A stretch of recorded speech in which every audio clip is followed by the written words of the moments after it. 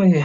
Buenas noches y bienvenidos a este podcast académico que trata sobre el análisis del laudo arbitral emitido en el conflicto colectivo entre Saga Falabella y el Sindicato Único de Trabajadores de Saga Falabella. Este caso llega a ser importante, especial, ya que permite comprender cómo funciona el arbitraje en el Perú y cuál es su papel como como un mecanismo alternativo, perdón, de solución de los conflictos. En este caso tenemos a tres integrantes, los cuales son expertos en estos temas. Y a modo de introducción, como ya di alcances generales, es sobre Saga Falabella y el sindicato, donde llegan a un laudo arbitral. Pero para ello eh, se llega a analizar varios puntos. En este caso son cinco preguntas. Y como primera pregunta tenemos, ¿el caso hubiera sido podido ser resuelto mediante una conciliación extrajudicial? ¿No? ¿Algún compañero que quiera aportar al respecto? Sí, respecto del caso que se está atendiendo en esta oportunidad, eh, se trata de un laudo arbitral derivado de una negociación colectiva que ha marcado un precedente clave en el derecho laboral peruano respecto a la resolución de conflictos económicos. Sobre los puntos que se han visto fundamentalmente sobre este tema arbitral, se han desarrollado puntos claves como por ejemplo la naturaleza del arbitraje laboral, beneficios económicos versus viabilidad financiera, impacto en el sector retail. Estos puntos han generado pues que se deje un precedente muy importante en materia de conflictos laborales en el Perú, motivo por el cual tenemos esta reunión para poder enriquecer nuestros conocimientos y dar los aportes al respecto. Así es. Bueno, entonces igual, aportando este punto, también es importante destacar que el diálogo y la voluntad de las partes tiene que estar siempre inmerso, pero esto llega a ser en una conciliación.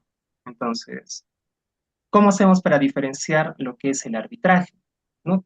Quizás sea lo mismo, pero aparentemente es lo mismo, pero no lo es, ya que el diálogo y la voluntad llega a ser netamente para la conciliación. Y el arbitraje ya ingresa un tercero, ¿no? Donde impone cierta decisión para que las partes que están negociando estén pues tranquilas, tengan la certeza de que se va a llegar a un consenso de ambas partes. Pero llega así el árbitro, ese tercero que va a tomar esa decisión vinculante, ¿no? Compañero Richard, Así ¿algo es. al Bueno, respecto? bueno, compañeros, bueno, respecto a mi punto de vista, quería acotar, ¿no?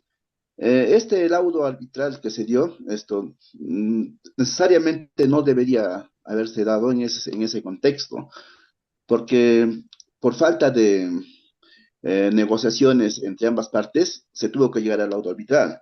Y tengo que recalcar, compañeros, que este laudo arbitral se dio en casi en tiempo de pandemia, ¿no, compañeros? En 2019 y entre 2020 y 2021, ¿no?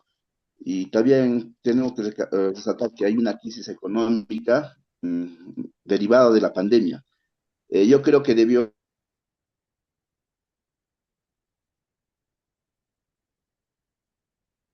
darse a favor más a Falabella, Ripley. Tenía un apoyo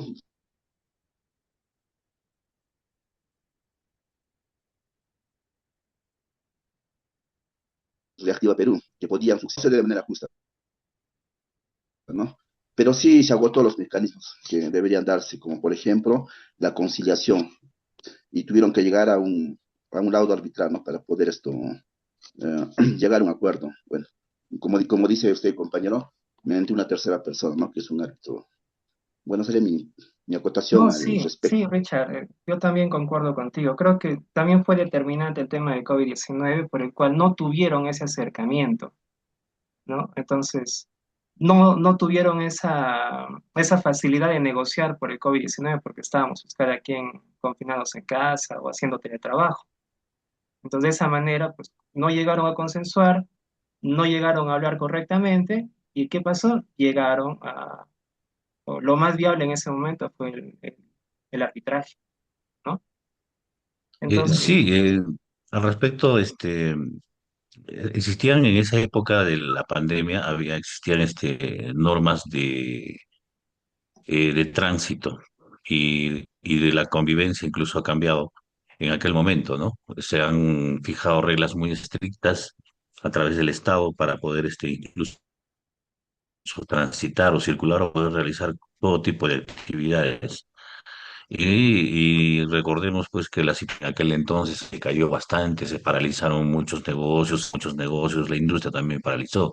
Pero sin embargo, yo debo de que este caso de Saga Falabella tiene un punto importante, que se ha definido un arbitraje potestativo. ¿Qué quiere decir? Que ambas partes han estado de acuerdo en llegar a una solución en este sentido.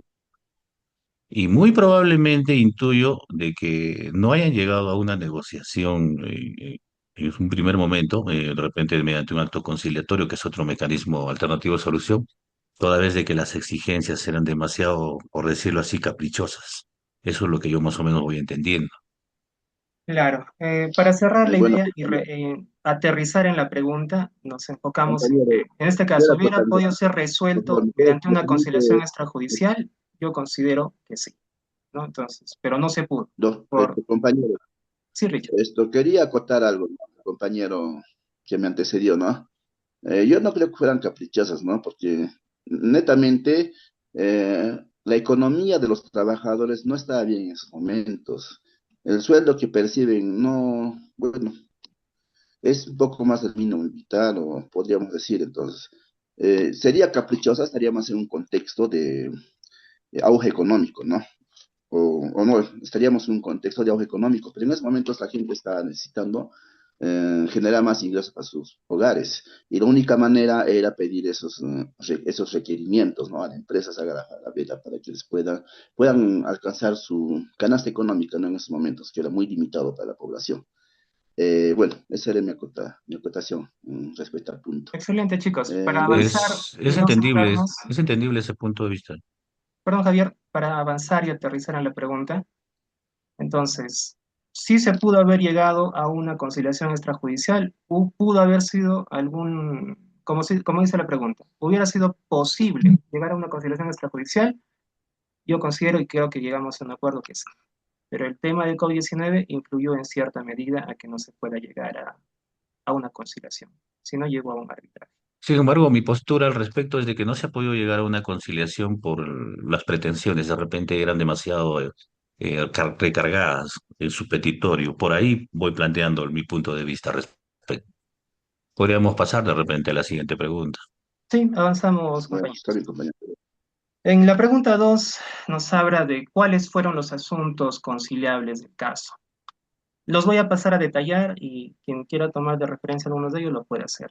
Se habló el tema del incremento de remuneraciones, asignación escolar, asignación familiar, beneficios por fallecimiento, licencias sindicales. Y respecto a las ayudas económicas, se dio el tema de la canasta navideña, aniversario, equipos informáticos, alquiler de locales. Y por último, las condiciones de trabajo, los cuales, ¿qué incluyó? Riesgo de caja, entrega de uniformes, permisos remunerados y afiliación a EPS. ¿Algo que aportar ante ello, chicos? ¿O me permiten dar pase? Justamente lo que, justamente lo que mencionaba anteriormente. Entendamos de que Saga Falabella es una cadena y la cantidad de una cadena a nivel nacional y la cantidad de trabajadores que albergan esta entidad comercial es bastante. No tendría el cálculo de cuántos trabajadores, exactamente cuántos trabajadores puede haber contratado los servicios, que son creo que incluso hasta dos turnos en diferentes áreas, pero es buena cantidad de trabajadores. Y el hecho de que tengamos, por ejemplo, en esta pregunta, incremento de remuneraciones, imagínense, asignación escolar, asignación familiar complementaria, beneficios por fallecimiento, licencias sindicales, ayudas económicas al sindicato y condiciones de trabajo, cada una de ellas con pretensiones que muy probablemente no han estado en la posibilidad de poder ser alcanzadas, ¿no? Por esta empresa. Entonces, para mí, en este punto,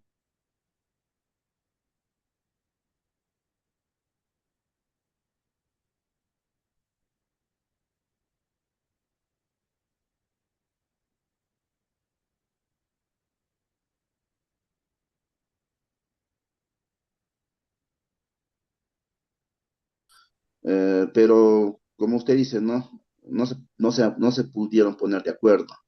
Pero como por ejemplo la canasta familiar, la asignación escolar, asignación familiar complementaria, eran necesarias, ¿no? Para los trabajadores.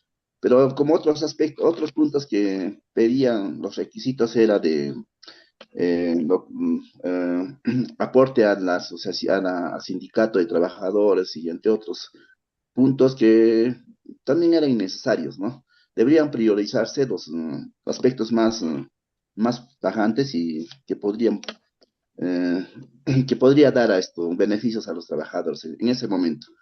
Bueno, ese sería mi punto de vista, pero sí, como dije, no pudo llegarse a un acuerdo contractual en esos momentos, debido a las exigencias de los trabajadores del sindicato o ante la empresa Saga Falabella.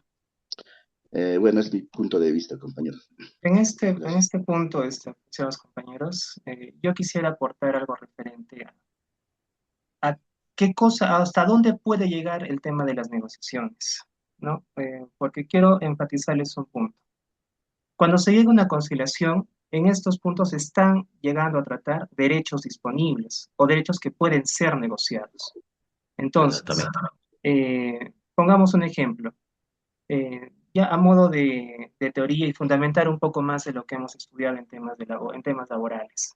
Ninguna, o perdón, en un pacto colectivo, en una negociación, no se puede entrar a tallar derechos fundamentales. ¿Qué quiere decir? Por ejemplo, vamos a firmar en el pacto colectivo que vamos a renunciar a la CTS. ¿Eso se puede negociar? No se puede No, negociar, imposible. porque No, existe no, la irrenunciabilidad de derechos laborales. No son derechos podemos renunciar a eso. fundamentales, claro. Entonces, lo que podemos ver aquí es de que en todas las medidas se han negociado puntos que sí debían ser negociados, más allá de que pueda ser muy caro, muy barato, eso sí ha enfatizado. Y también un punto a tomar y darle importancia es de que el laudo arbitral no solamente se ha enfocado en que se le dé a los trabajadores lo que quieren, sino que también se analice la sostenibilidad económica de la empresa. Entonces se mantiene un equilibrio, no se entró a tallar derechos que puedan afectar derechos fundamentales, lo cual me parece apropiado, ¿no? Más allá del tema económico de lo que pudieron haber recibido. Eso, estimados Exacto, compañeros. exacto, Pasamos yo al también 3. concuerdo. Pasamos al 3, nos va a ganar el tiempo. En Perfecto. el número Gracias. 3 tenemos Sí. la pregunta de ¿cuáles han sido los antecedentes legislativos del arbitraje en el Perú? En esto les pido, me permitan aportar un poquito antes de entrar a tallar, ya que acá hablamos sobre el fortalecimiento institucional, ¿no? Donde demuestra el proceso que ha existido, ¿no? Ya que el mecanismo arbitral pasó por un tiempo que se ha convertido en una alternativa de justicia con el tiempo, ¿no? Entonces, a partir de ello, pueden aportar, pues, Dios, no. Bueno, sí, para mí el tema del arbitraje durante el desarrollo de todas mis lecciones en el curso de Derecho es un tema nuevo realmente. Se ha llevado un curso de mecanismos alternativos de solución para conflictos de materias disponibles, como bien lo habías mencionado, pero no lo hemos tocado de una manera específica, ¿no? Lo que es un arbitraje. Entonces, revisando los antecedentes y el historial respecto a este tema, me sorprendí bastante al conocer, pues, ¿no? En la opinión de Mario Castillo Freire, que dice que la primera autoridad que tomó esto del arbitraje como una forma de solucionar el problema fue el papado, promotor, es considerado el promotor del arbitraje. Entonces, esta autoridad pontificia entendía que su misión no se encontraba circunscrita en la difusión de la fe, la moral y valores cristianos, sino que también comprendía el ejercicio de su autoridad tutelar sobre los poderes temporales, la que le permitía resolver conflictos internos como internacionales. Entendamos de que el papado y la religión cristiana pues está en diferentes partes del mundo y históricamente. Esto sería para mí un aporte respecto a lo que viene a significar el tema de los orígenes del arbitraje. Compañero Richard, ¿algo que aportar al Sí, respecto? bueno, compañero. Bueno, al respecto, ¿no? Quisiera mencionar, ¿no? A la libertad sindical, ¿no? Es la base normativa del artículo 28 de la Constitución, convenio 87 de la Organización Internacional del Trabajador, ¿no? Eh, Cabe recalcar, ¿no? Que es relevante, ¿no? Que los trabajadores de el sindicato está haciendo respetar los derechos, ¿no? De los trabajadores, ¿no? Por tal motivo, eh, eh, en la norma jurídica yo creo que sí, sí debe aplicar, compañeros, a ese contexto, ¿no? Perdón. Eh, Sí, sí, bueno, sí, es válido, compañero Richard. Entonces, como le indiqué en un principio, compañeros, antes, bueno, al iniciar ese tema del arbitraje, llegó a ser un tema excepcional, pero con el paso del tiempo se ha llegado a convertir en algo necesario, una alternativa a la justicia estatal. Y esto se llega a enmarcar con mayor preponderancia en la Constitución de 93, donde se reconoce expresamente el tema de es en el artículo Eh, 139, inciso 1. Pues como que ahí toma ya mayor relevancia para que se pueda hablar de arbitraje, ¿no? he estado revisando respecto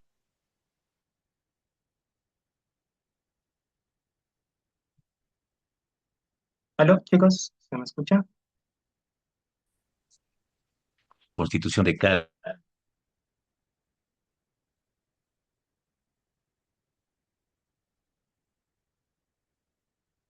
desde 1800.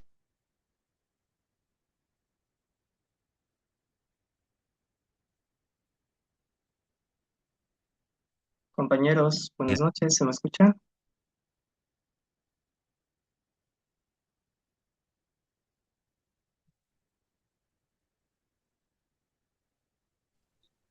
en Internet Sí, sí está entrecortado, cortado. pero sí se te escucha. Perdón, gracias.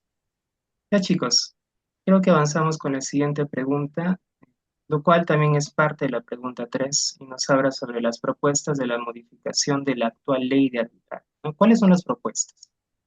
En este caso, hay una información que está en el libro, que es Quiroga, del 2017, que es sobre la naturaleza procesal del arbitraje, ¿no? Entonces, los puntos que estamos detallando en la diapositiva es lo que Quiroga propone, ¿no? Ciertas modificaciones, ciertos ajustes a la legislación que pueda permitir darle mayor importancia al tema. Les doy tribuna abierta, chicos, para que podamos aportar sobre ese. Entre los puntos que han mencionado, entre los puntos que se han mencionado, la modificación de la definición legal del arbitraje es un tema que tendrían que tratarlo ampliamente y para poder regular mejor la extensión subjetiva del convenio arbitral, ¿no?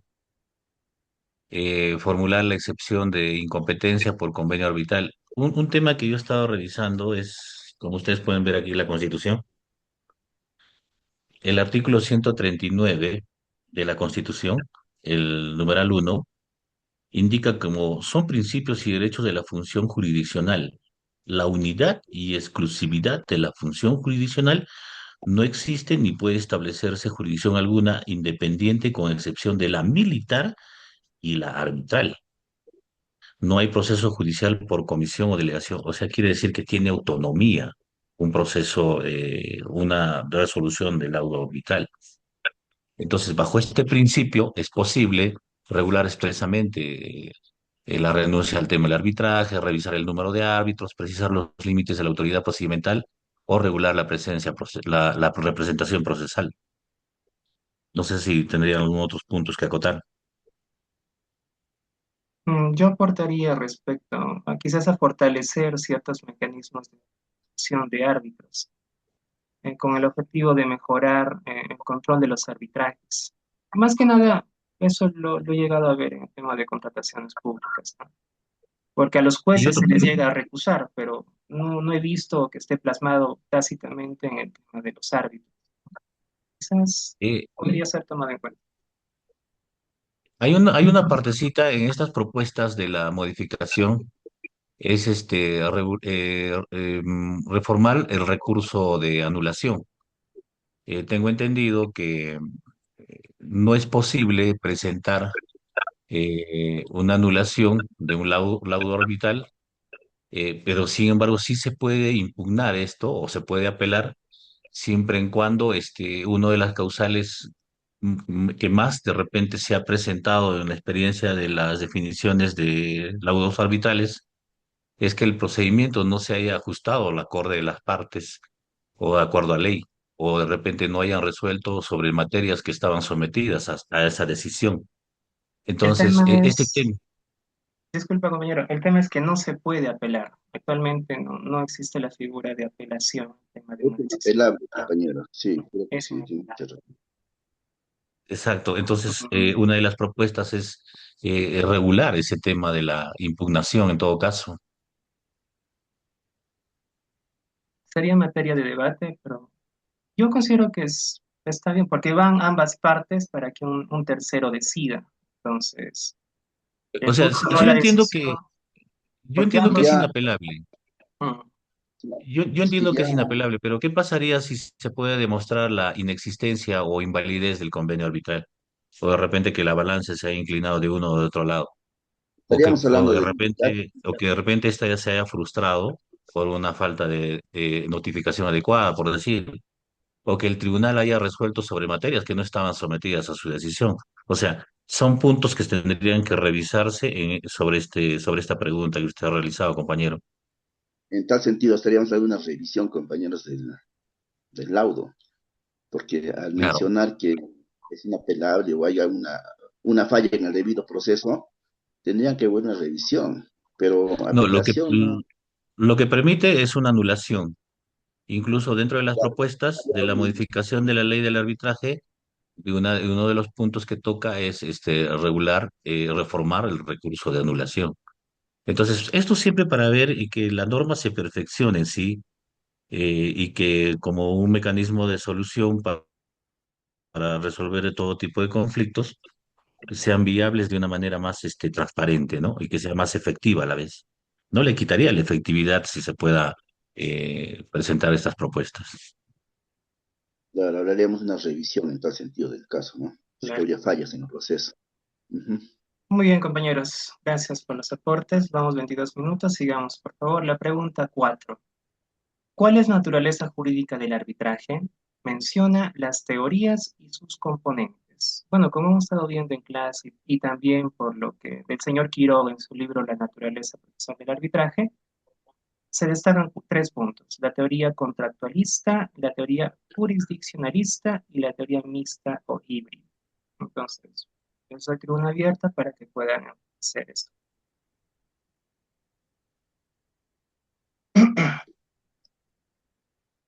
O si no, yo empiezo. En este caso, el tema de la teoría contractualista, bueno, en este caso tiende a sostener el Naturalezas arbitraje, jurídicas. ajá, porque las partes así lo deciden mediante un acuerdo, ¿no?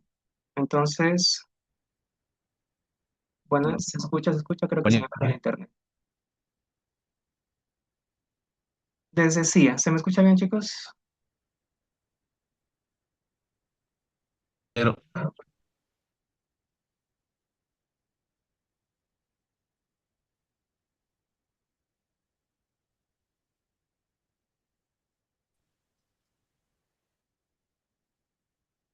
Chicos, buenas noches.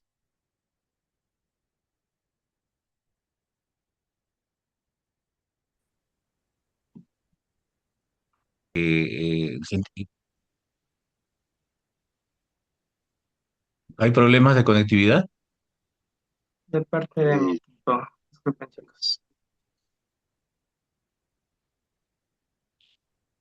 ¿Todo bien? sí, sí, se escucha.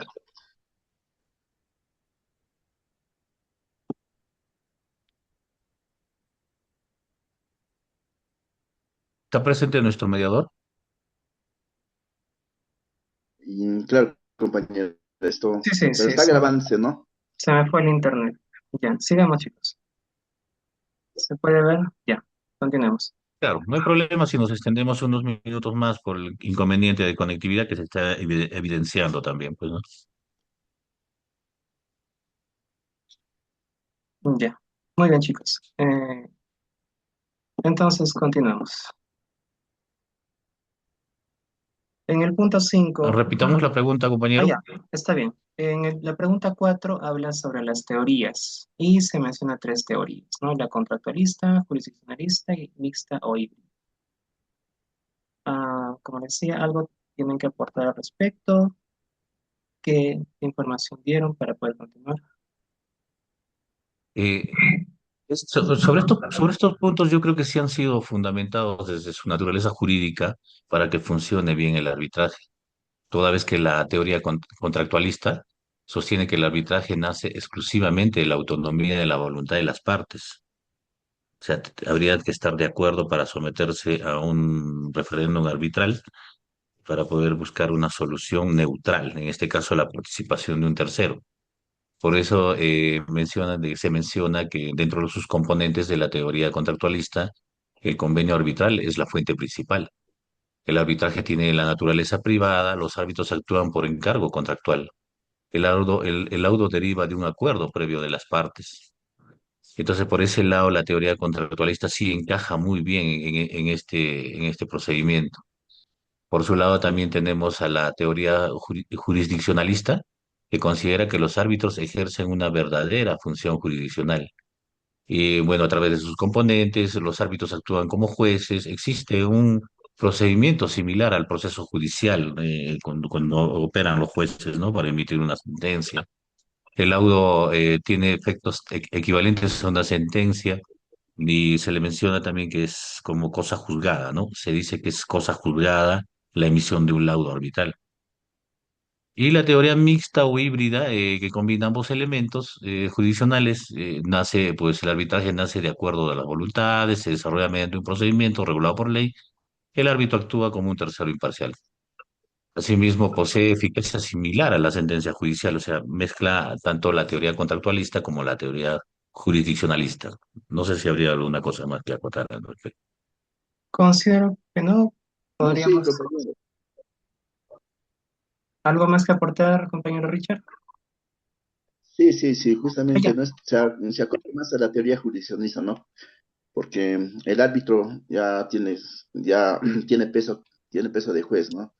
Y, y sí, ya lo que el árbitro dice que es una cosa, ya cosa juzgada, compañeros. Sí, concuerdo con el compañero esto. Excelente. Sin embargo, sin embargo, hay un punto que habría que precisar sobre la teoría jurisdiccional.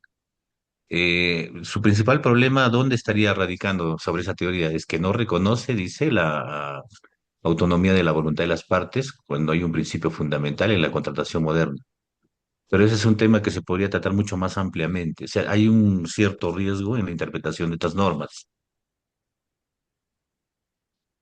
Muy bien, chicos. Gracias por el aporte. Creo que continuamos con la pregunta 5, lo cual habla sobre cuál es la teoría que acoge el sistema jurídico peruano y por qué medio de qué instrumentos se estableció ello. ¿No? Como podemos ver, parte de la teoría o el sistema jurídico que nos indica que adopta predominantemente la teoría jurisdiccional o procesal de la, lo cual se encuentra reflejada en la Constitución del 93, en el Decreto Legislativo 1071 y la jurisprudencia del Tribunal Constitucional. ¿Algo que quieran aportar al respecto?